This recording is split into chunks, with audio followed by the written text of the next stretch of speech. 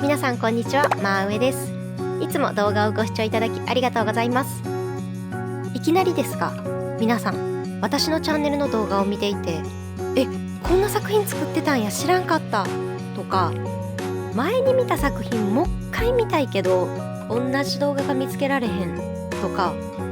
このモールドで作れる作品ってもっとないんかな、知りたいなとか、そんな風に思ったことはないでしょうか。動画を作ってる私でさえね、探してる動画見つけるのって結構大変やなーって思う時がまあまああるんですけど、この度ですね、そんなお悩みを解決すべく自分に合った作品を簡単に見つけられるホームページを作成しました。こちらがホームページになってまして、パソコンと携帯でそれぞれこんな感じで見ることができます。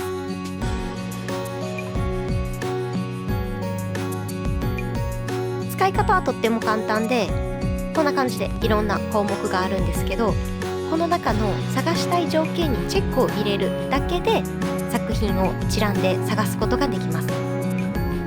例えば半球モールドを使って作れる作品を知りたいっていう場合は、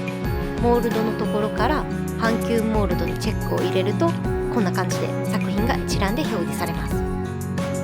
さらに半球モールドを使って作れる初心者向けの作品を知りたい場合は、この半球モールドと合わせて初心者の項目にもチェックを入れると、半球モールドを使って作れる初心者向けの作品を探すことができます。いろんな項目があるので、お探しの条件に合わせてチェックを入れて探してみてください。ちなみに条件を変えたいときは、このリセットボタンを押すとつけていたチェックをすべて外すことができます。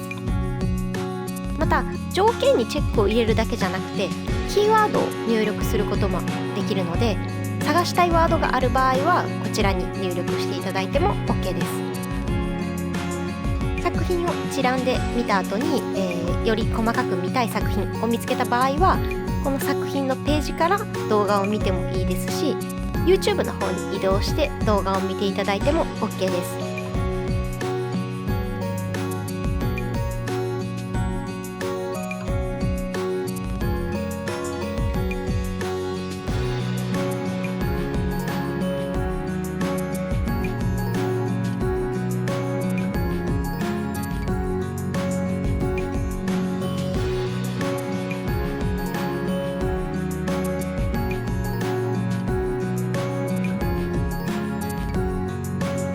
今までに作ってきた作品がほぼ全て載っているので、